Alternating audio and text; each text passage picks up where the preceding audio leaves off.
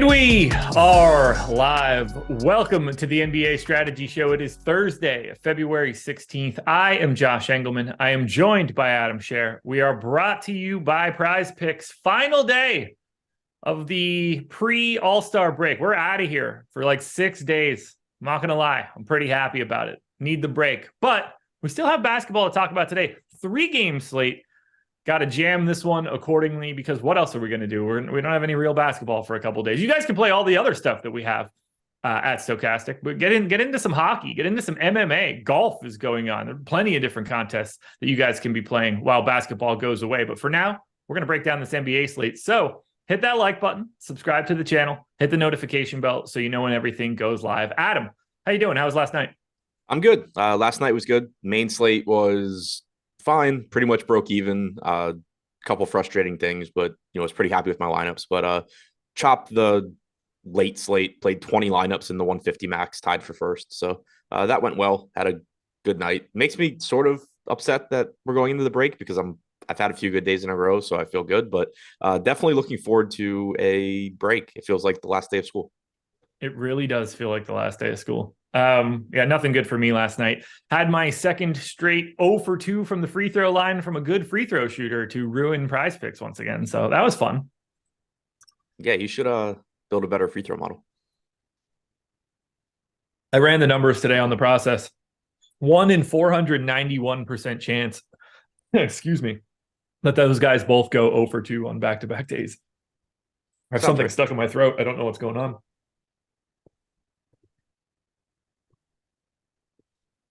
It was a very weird feeling.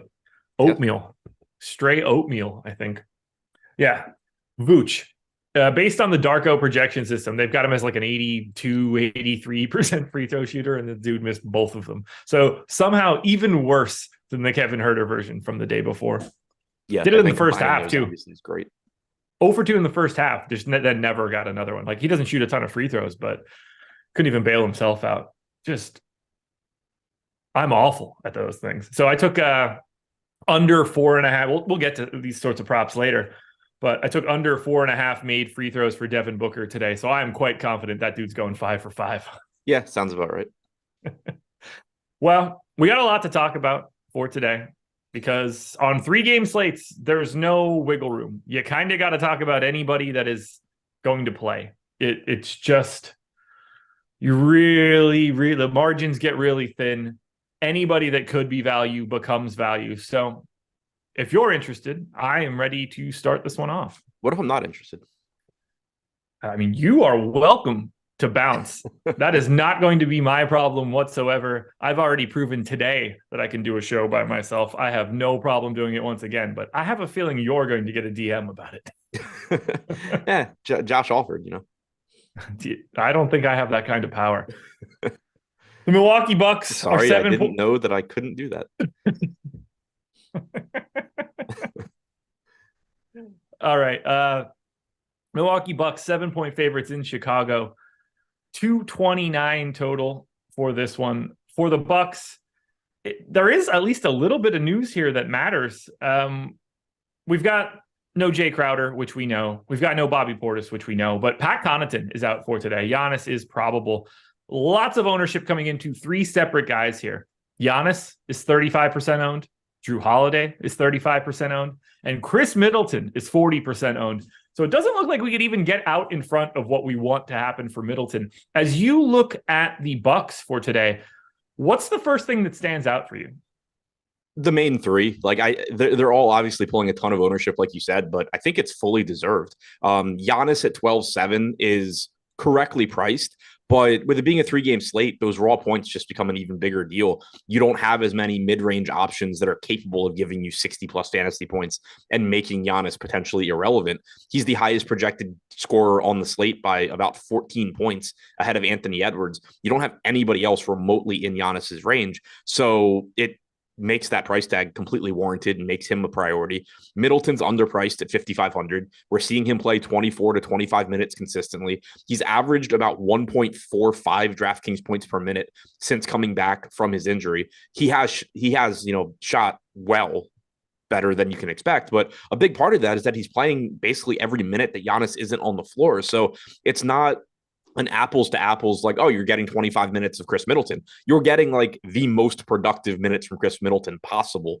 So if you think about it in terms of like actual Chris Middleton minutes, these 24 to 25 minutes are really closer to him playing like 28, 29, when you think about what Chris Middleton typically does in a game. So the rotations are very, very favorable for him, just makes him look good at 5,500.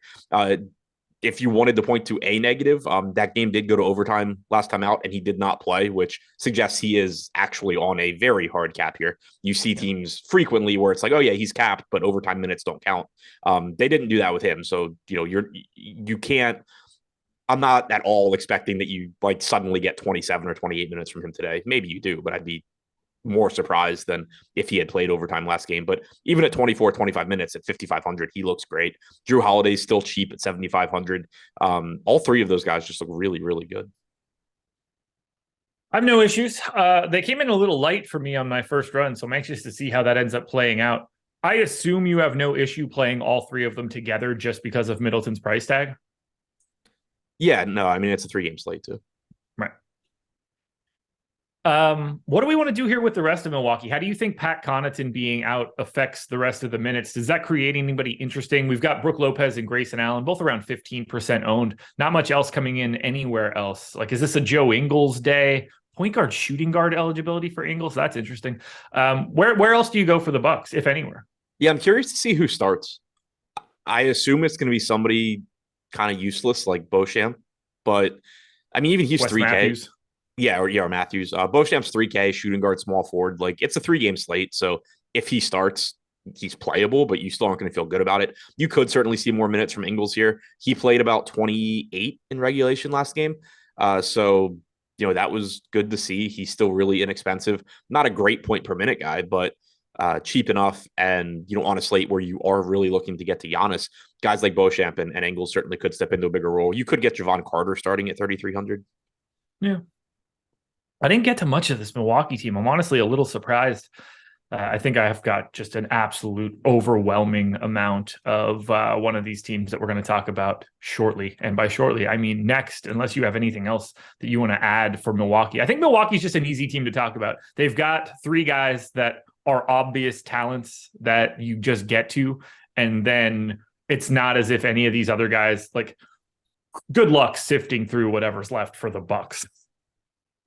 Yeah, it's three guys you're going to feel really confident in. And then like 4 to 5 guys where in tournaments, it's just like, oh, that guy's in my lineup, whatever. But, Grayson Allen, Brook Lopez, I guess, are the next tier after Middleton, Giannis, and Drew. And then you get the Beauchamp, Ingles, Carter bottom tier.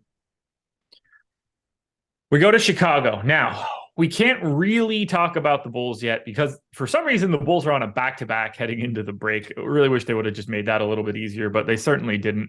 We had no DeMar DeRozan yesterday, no Goran Dragic, and no Derek Jones Jr. I have no idea what this team is going to look like. Seems like it'd be pretty weird to me if DeMar played today. It's a hip injury. Feels like you just put him on ice for today as well, and you get back after the All-Star break. Who knows? Caruso was questionable for most of the day. Derek Jones has an adductor strain. Dragic has left knee soreness. Just like on the surface, are you assuming that it looks a lot like yesterday? Yeah, it would be really weird if DeRozan played. I'd be more confident that he wasn't playing if Billy Donovan hadn't been the one to say that he could play. But it just seems like it would be really weird. Like, the MRI showed he had a strain. Like, why would you not just let him rest? That's my.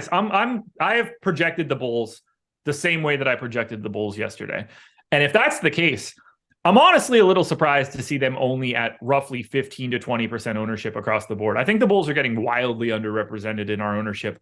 Levine, Vooch, Dosunmu, Williams, White, obviously fantastic play yesterday. Kobe White, Alex Caruso, Drummond, if you wanted at 3,700. I am well over on basically all of these guys. This is where I'm getting so much of my exposure. Yeah, I mean, I think they all look good, assuming DeRozan's out. Like, we just assume the guys that played yesterday play. You got 33 minutes from White. He's averaged about 28 to 30 per game without DeRozan so far.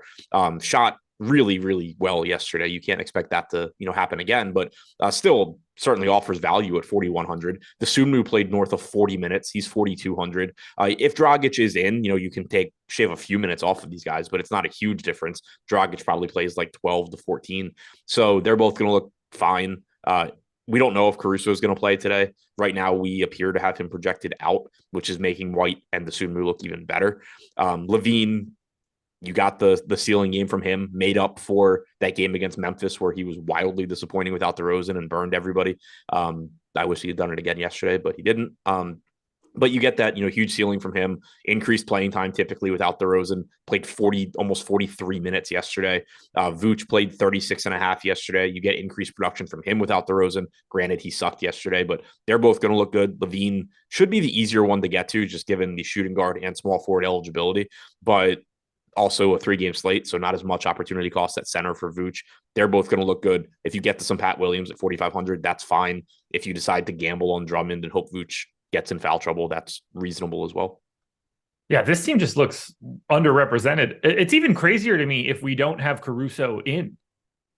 Like, yeah, they so should all right have now even more like ownership. Dragic in and Caruso out. Okay. But like Dragic is limited to what, 16 minutes or something? It's not like he's going to soak that up. It's going to be very like Dosunmu and Kobe White being 20%, given that scenario, is kind of crazy to me. They just don't have enough guys to go to. Like, this isn't a team that runs deep into their bench. They don't play Marko Simonovic, Karlik Jones, Malcolm Hill. I don't even know who some of these people, those are the creative players. Right. And I mean, like yesterday, you got 15 minutes from Dallin Terry. That's basically the Goran Dragic rotation. So, like, even if Dragic is back, it doesn't mean you're necessarily getting less from Caruso, White, and Dosunmu if Caruso's in. Yeah. If Caruso's out, obviously, you're probably just getting like Dragic and Terry in the rotation. And even if it's just DeRozan and Derek Jones Jr. is back, this team still looks great across the board. It's not like either you're going to think that Derek Jones Jr. looks a lot better, but that's not changing anything for Levine, for Vooch, for Dosunmu, probably not for White either. Right. Like, it's certainly changing nothing for Levine and Vooch as long as DeRozan is out. Dosunmu and White, they could certainly see a little bit of a haircut on their playing time compared to yesterday, but it's not like they're priced for what they played yesterday either. Yeah. If you just guaranteed Dosunmu plays 40 minutes, as bad as he is, the dude's more than $4,200, and the same goes for Kobe White at 4,100, playing 33 to 34. I think this team looks fantastic. I hope the ownership holds, because the Chicago Bulls to me are the way that I have less ownership on a $4 100K to first tournament on DK with 100-something thousand entries for a 3-gamer. It's nice too from a correlation standpoint if you're getting to the Bucks, just because you're getting like a natural game stack there. Yeah. Thoughts here. This was something that I did yesterday on a 10-gamer. I'm curious where you would land. Dosunmu, Kobe White, Alex Caruso. I did a max 2 of 3. Less likely to do it today. Yeah. So like I didn't even think to do it yesterday because I was just never going to get all of those guys together. Yeah, I mean, they're still, I wouldn't set it just because, I mean, look at yesterday. You got 30 minutes from Caruso, 42 from Dosunmu, 33 from White. Again, not saying that's how you project these guys, but that's clearly a very possible rotation. And if that's the case, there's no reason you'd want to limit them together. Yeah. Yeah. For a 10-gamer, it's different. Like, I just don't think that I'm going to get 3 value plays from the same team to be those guys. On a day like today, I don't think that I would want to set something like that just because who the hell knows? I guess I don't have any. Somebody asked if it's White over Dosunmu if you had to choose. I would give the edge to Dosunmu just from a minute standpoint. Yeah, I would have it as Dosunmu as well. It does help that Kobe White gets the shooting guard spot. Like, every little bit of flexibility helps on a 3-gamer. So I think that does narrow it a bit. But Dosunmu's live for 40 minutes today. Yeah. And I mean, they're very close. It's nitpicking. But if I just had to pick one, I would go to Dosunmu. Yeah, I've Dosunmu by a fantasy point, and that's basically just because of the minutes. And there's nothing to stop Kobe White from playing like significantly more minutes today, too. They look good. Like, only 7-point dogs is what I thought was interesting. This game's at home. Like, this could be more competitive than I think most people are going to assume it would be. I mean, 7's not that different from 9, so maybe you just shouldn't play any of the starters. I love it. I love it so much. Do you have anything else for this one? Bucks, Bulls, anything here? Nope. Schedule for the rest of the day. We're not done, folks. NHL strategy show coming up at 2 p.m. Highly recommend you guys watch that. Get yourself prepped for the All-Star break. Get yourself into some NHL content. We have all sorts of stuff going on at Stokastic while the NBA is away. You can get 50% off a week or a monthly package clicking the link in the description, or what I assume will be Jordan dropping that link into chat. This is the perfect time for you to test us out. Go check out that week, because you can check out our NHL package, MMA. We've got golf going on right now. You missed the Thursday lock, but there's showdown contests every single day. No reason you can't play in any of those. What else we got going on? College basketball, I guess, is going on right now, right? I don't know. You're asking the wrong person. I didn't know if you messed around in the college. You mess around in the college football streets. I don't know if you messed around in the college basketball I have streets. played college basketball before. It's too time consuming, overlapping with other sports. When does the XFL start? This weekend. There's one for you. Going to mess around with some XFL? Nope. Okay, no XFL here. Soccer over the weekend. You guys can get into that. I will probably play MMA, and that's it. Yeah, I'm gonna get into MMA on Saturday just because it's just one of those things. Like, you sit down for a half hour, you get your stuff in, you can walk away. There's no like prep. Right, exactly. Yeah, I had already thought about it. I was just like, it's the middle of the day. That might be a pain in the ass to the person I'm going with. So I'm like, hey, I'm gonna go gamble now, but like, it's gonna take me 20 to 30 minutes. So run the crunch, load it into whatever you had set up, and just walk away. So yeah, I'm gonna load up for plus MMA, it'll give me something to pay attention to the rest of the day instead of her. So yeah, there you go. Well, MMA golf sweats on Saturday. Yeah, Gonna be a good one while you're going down the slide at whatever the hell that bar is called. Electric Moon. Yes. Good times. We're staying like right down the street from it. Nice. I'm jealous. I love Savannah. I was actually going to book that hotel, but there was just a better price on the Hyatt, like right next door. So I was like, okay, I'll take that. God, that would be a disaster. Being at that hotel, just like, oh boy, I would need a vacation from my vacation just to dry out. 3:30 p.m. You get the No House Advantage NBA show. Then Adam will be back at 5:30 for the deeper dive. He'll be with Laffy. That won't be with me. When this show ends, I'm done. Don't talk to me until next Thursday. NBA Live Before Lock then coming up at 6:30. Your Wizards are on this slate. Everybody's healthy, too. Isaiah Todd's with the G League, just in case that matters. Johnny Davis is alive, I guess. They have who's Quentin Jackson? Somebody better than Johnny Davis, probably. Apparently he's on the Wizards now. That's also former UFC light heavyweight champion Quentin Rampage Jackson. I don't think it's him. He's probably better than Johnny Davis, too. Rampage has put on an extra rampage since his career has ended. I mean, he was starting to put on that extra rampage while he was still fighting. That dude turned fat real quick, but he wasn't exactly like the most motivated guy for a lot of his career. Fun, though. Very fun. Anyway, Wizards are at full strength. We got two talking points here, and I'm very curious to see which one you want to lead with. But the first guy that I want to talk about is 13.5% owned. That is Daniel Gafford at 5K. Gafford on Tuesday came off of 15 minutes played, and I think that's going to keep people off of him. But I think that we can explain that one pretty well. How do you feel about Gafford? Yeah, I mean, it's pretty easy to explain when he was just fouling constantly. So he played 5 minutes to open the game. That's, a short stint, but they subbed him and Kuzma out. They brought them both back together. But then you got the second foul on Gafford with 1:26 to go in the first. He sat the entire rest of the first half.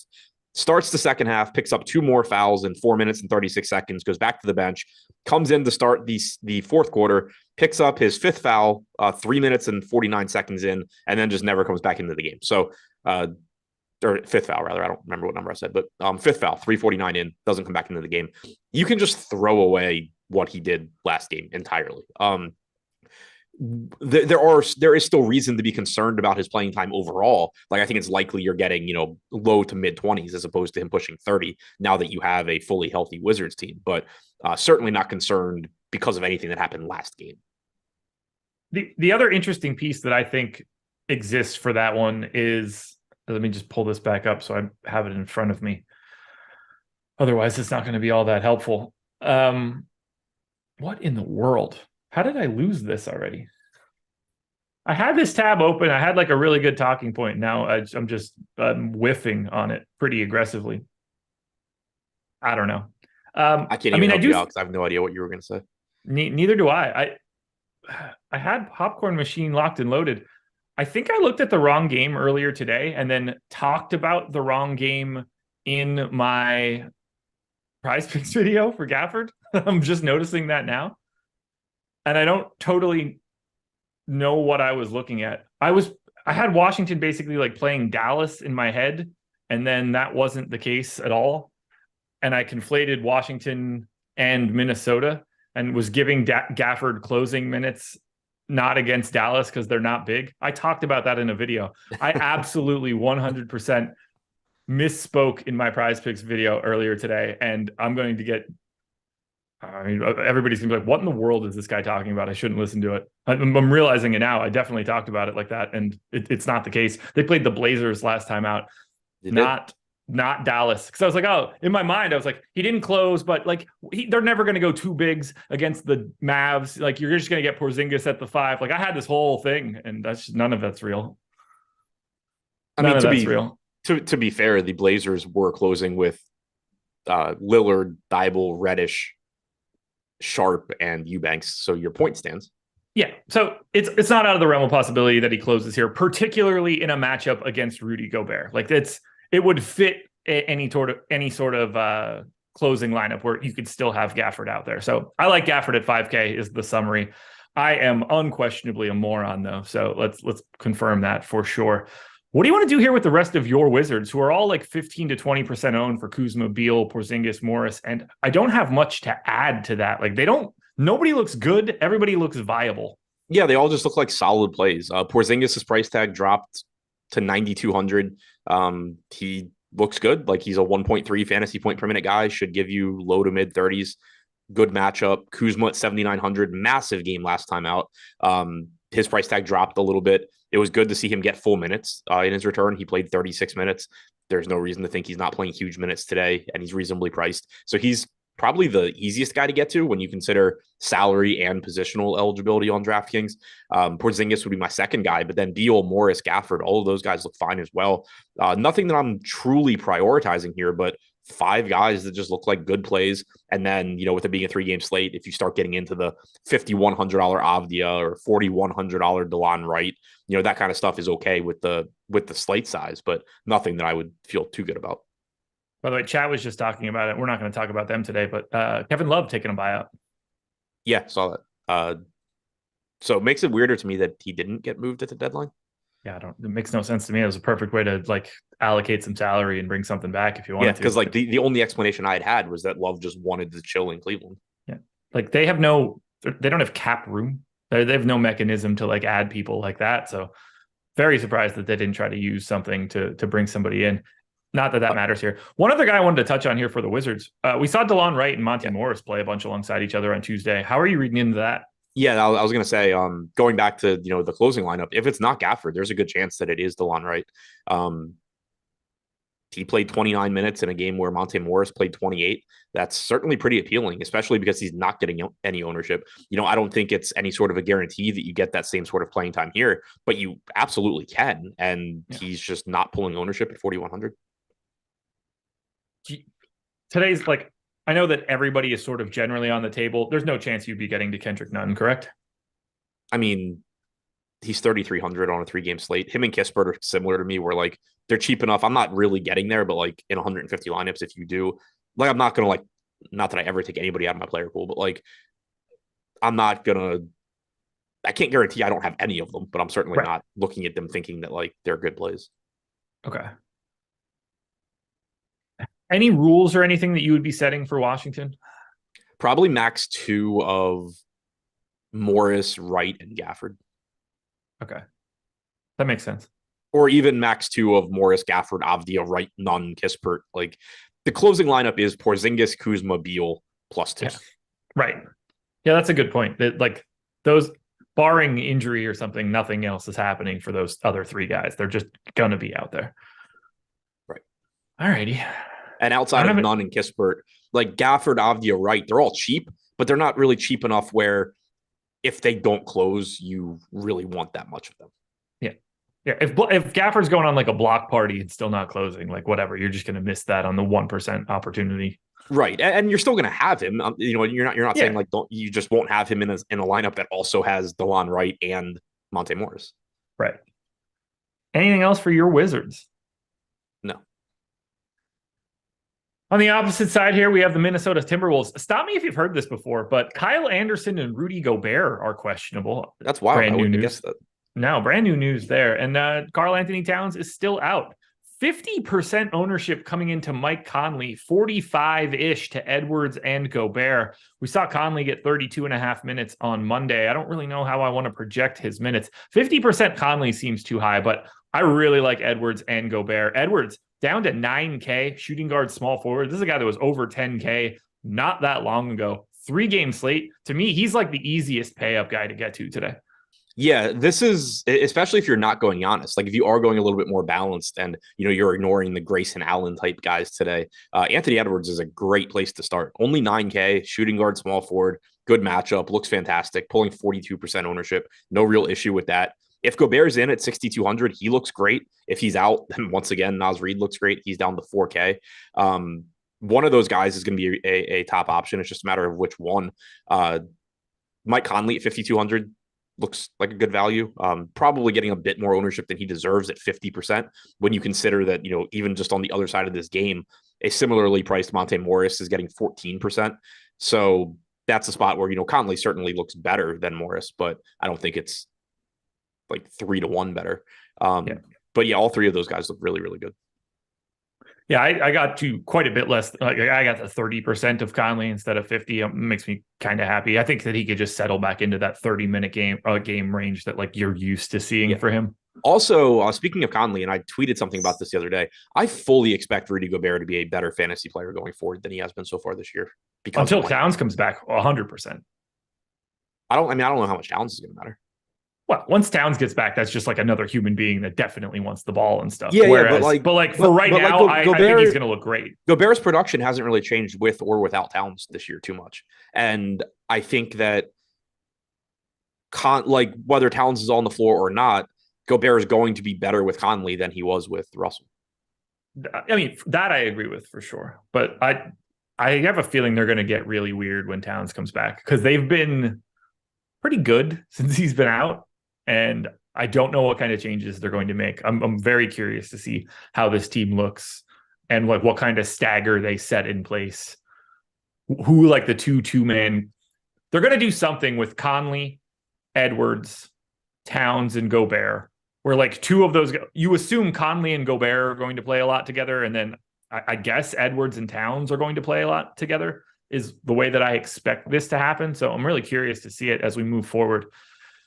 How do you want to handle the Kyle Anderson, Taurean Prince piece? How are we splitting up their minutes, which is basically a full split at the 4? Yeah, it's tricky because we had Anderson active last game, but coming off the bench. Don't know if that changes here or not. First of all, if he starts at 4,600, I really like him. If he comes off the bench, he's fine. Prince is kind of the opposite. Like if he starts at 3,200, certainly looks like a very good value. If he comes off the bench, his ownership is going to come down and he's still playable, but you're just going to feel better about the minutes for whichever one's starting. But yeah, I think they're both just kind of secondary plays. I gave him 22 minutes. I actually think he looks really good, even just at that mark from a point per dollar perspective. Prince? Yeah. Yeah. So like, I think there's a lot more upside to Prince than what we're seeing from a 17% ownership because he could just play more. Kyle Anderson could just hurt himself again, and then he has to play more. That's all viable. I don't have much to say about Jaden McDaniels. He's just sort of exactly what you would expect him to be on today's slate. Yeah, he's just lineup filler. Like there's nothing exciting about him, but he's also underpriced at a useful position. Jordan McLaughlin was the straight backup to Mike Conley. They split the 48 minutes. I don't really know the balance of minutes for Austin Rivers and Jalen Noel. That's where it kind of gets a little weird for me. What else do you want to do with the rest of this Minnesota team? Because we've got Naz Reid at 15% ownership too, that I guess we need to talk about. Yeah, I mean, I think any of Reid, McLaughlin, Noel, they're just sort of put them in and hope you get lucky type plays. Reid at 4K, assuming he's just going to back up Gobert, but you could get like if you get a lot, the more Porzingis plus Gafford minutes you get, the better the chance that you get a little bit of Reid alongside Gobert. Like that is something they have done at times. I don't necessarily think they're going to, but there's a chance that they do. But even if you just get the backup minutes let's say you get 32-16 split between Gobert and Reed, having power forward eligibility at 4K, there is still a path for Reed to get there. We actually have him going a little bit under owned right now. Noel is playing anywhere between like 15 and 22 minutes. He's 3,600. We know he's capable of getting hot. He does kind of make his own path. Like if he's playing well, he's more likely to get more minutes, which is nice. There's nothing out of that group that like I think is a great player that I'm building around, but they are good point per minute guys that do clearly have a role here. All righty. Is there anything else you think we should be touching on here from Minnesota? No. Well, then it's time to talk a little bit about PrizePicks. They are the presenting sponsor of this video. And while I may say dumb things for context reasons on my PrizePicks video, it's still good content based on a model that just can't pick free throws, evidently. You guys might have some more luck using the Stokastic.com tools, but you should sign up at PrizePicks using the link in the description. If you click that link, head on over. Any deposit you make will be matched up to $100. And you're taking player props here, over-unders. Put together 5 on one card, you can net up to 10x your entry fee. If you do 6, you can get up to 25x, and you'll still get a little bit back even if you lose. You get money back at 3 out of 5 and 4 out of 5. This is going to be a nice way for you to fill in some time over the All-Star break as well, because it's not just NBA, NHL, college basketball, soccer, Australian basketball, PGA, tennis, MMA, trucks, League of Legends, Call of Duty, cricket is on here. You can get into all sorts of different weird stuff if you want to sign up. You can also sign up for our Pick'em Pro package. If you use the promo code SCORE when you do that, you can get 50% off. This is going to give you everything you could possibly want for PrizePicks or other sites that may look like PrizePicks and have the exact same mechanism. Gets all the props that are available at PrizePicks. You get win percentages sorted in a table. You can separate that out by teams and matchups, however you want to break it all down. That's another great way for you to get in for a week for $4.95 just to check out what we have for PrizePicks. Adam and I are going to give you our favorite plays for today. I'm going to hit him up with a couple points props for now. Maybe I'll give him a couple free throws props too, see where he lands. Let's just start at the top of everything. The pay up option, Giannis Antetokounmpo. His points prop is at 33. How do you feel about that one? Slight over, I guess. We have 33.6. Yeah, I got 33.8, so I think I would be taking that slight over as well. No sign of Chris Middleton for a prop today, so we're going to move off of this team. We're going to go to Anthony Edwards. Over under 28.5 real points. Push.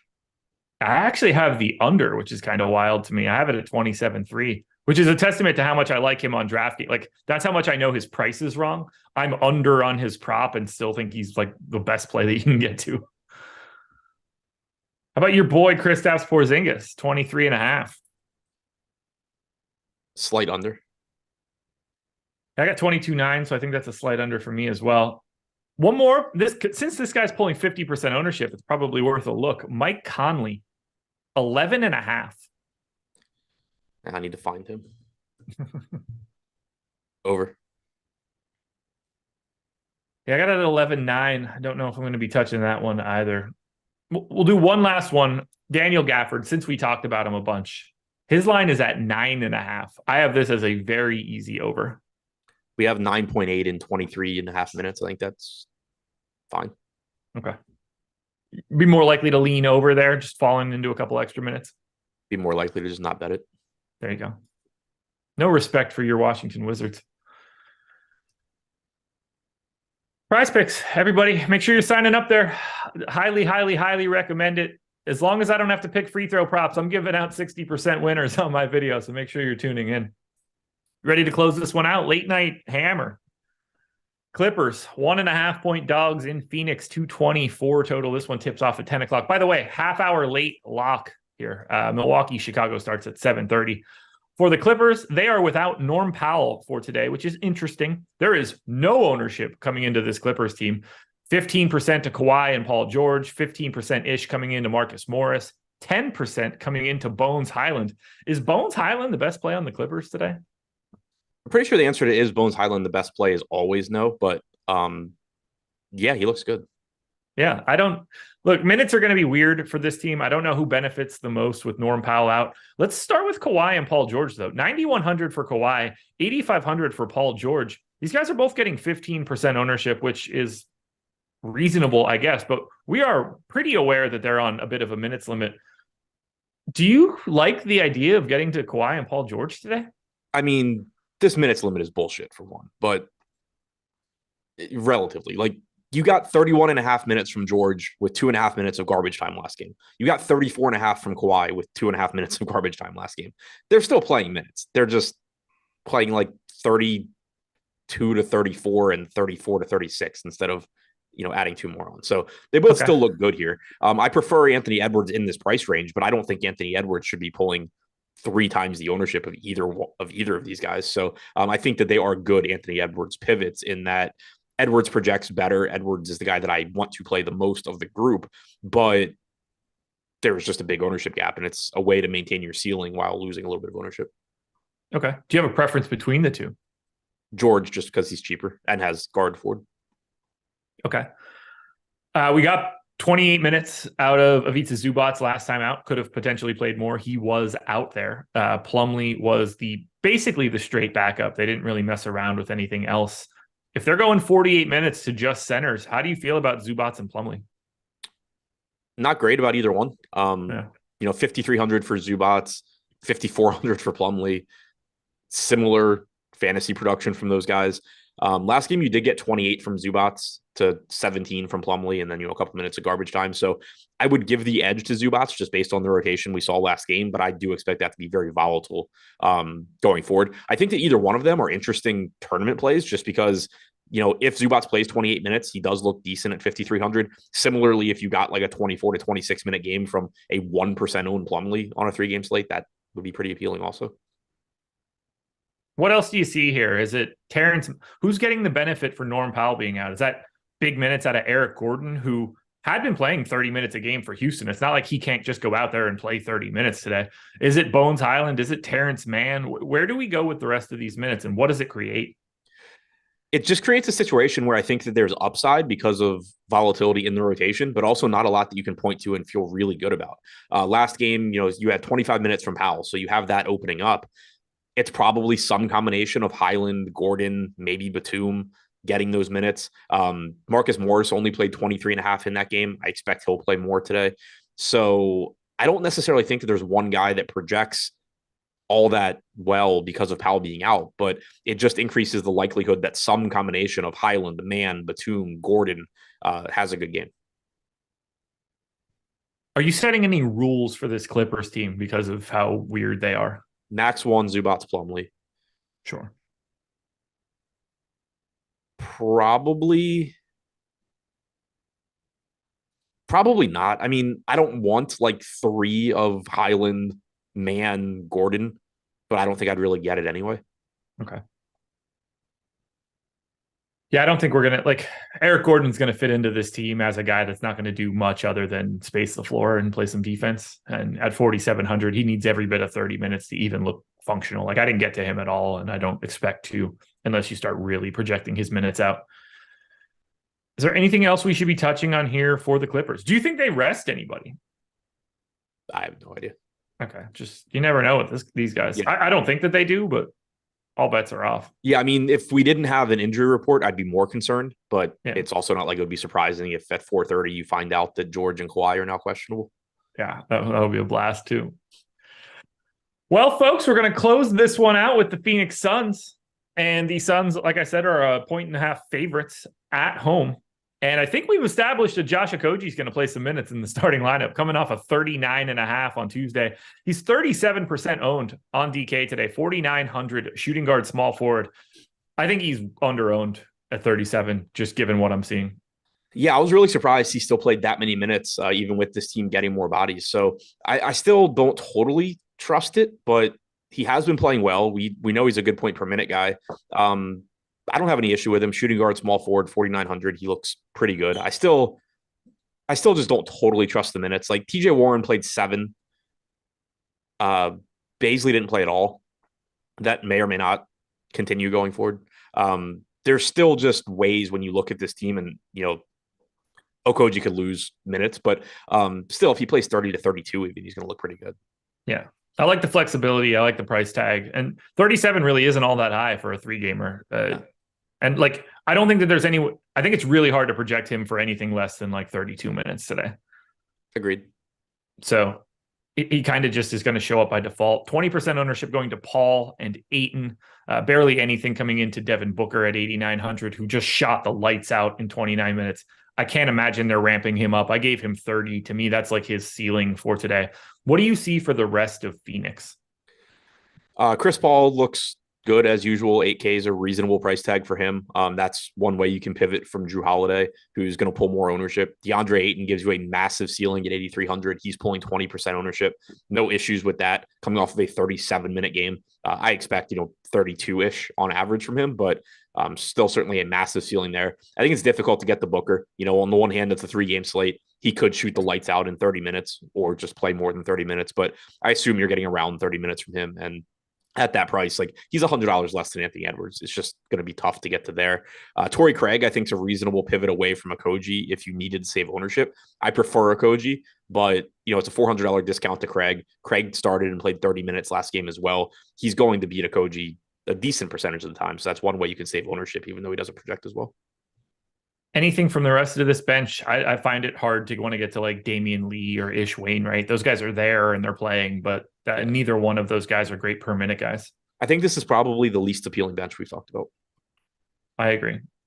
Do you want to roll the dice on any like Jock Landale? He's certainly in the same sort of like range as Drummond, but it seems to be like anytime that you might get less minutes out of Ayton, you end up getting like one rotation out of Bismack Biyombo too, instead of just getting all of the minutes to Landale.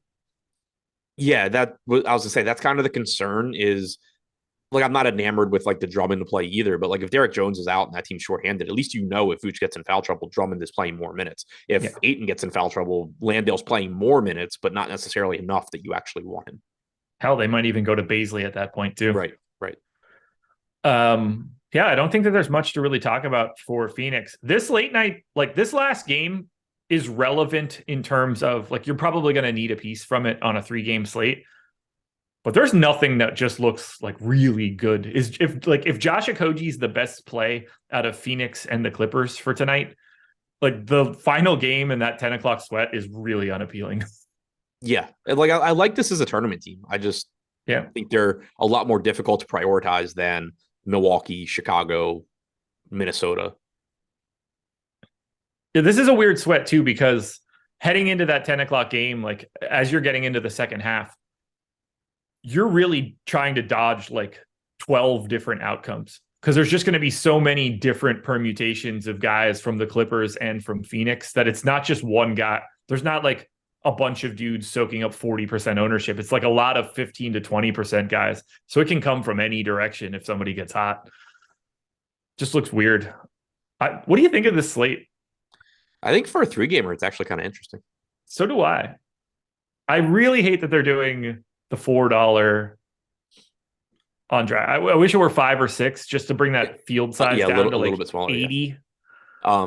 I mean, I'm happy with it just because I had thought they were doing a 20K to first $15 and calling it a day, but yeah, because with 100,000 entries, you're gonna get some of the shit you don't want, or like you probably need some of the shit you don't want, like those lower level, the Javon Carters, the Wesley Matthews, the Beauchamps. Like these guys are way more in play today than they should be because of the size of that contest. Yep. That sounds fun, right? Great time. Anything else you want to touch on before we get out of here? We had a super chat that I noticed, and I kind of answered it in chat, but it was from Kevin Cutler. He said, do you limit your player pool or do you let your projections dictate in a large MME field? I just let projections do it. I don't X anybody out other than like, setting a minimum score just so Fantasy Cruncher runs faster. But I just let projections do it. Kevin, thank you for that super chat. I totally missed it. I don't know. Did Jordan? I'm assuming Jordan sent it to me. He did send it to me. Totally missed it. Appreciate you guys for sending that in. I'm with Adam. I don't cull my player pool or anything like that other than just knowing that the guys at the bottom aren't going to show up. So I disregard them so Fantasy Cruncher runs faster. The exact same answer, but no, I don't. Projections are there to do the work. I am not smarter than an optimizer and projections, so I'm only going to make it worse. Probably. I don't know. Can't make it any worse than it's been. Anything else you want to add for today's slate? Nope. Well, there we go, folks. All-Star break incoming. Final strategy show until next Thursday. Adam will be back for the deeper dive. Maybe I'll pop my head in to chat, yell at Brandon Katz or whoever shows up. Katz just shows up for Live Before Lock now. He was not in for deeper dive. He hasn't been on deeper dive in a while. No, but he popped right in for Eric and Greg yesterday on Live Before Lock. I was like, good deal, man. I mean, after seeing their take on the Celtics, he probably just feels like he's one of them. Yeah, he's going to be the third chair on that show pretty soon. Good luck, everybody. Hit that like button. Shout out to PrizePicks for being the sponsor. We got plenty of deals in the description of this video. I highly recommend you guys check them out. We're going to get on out of here. See you next Thursday. Peace.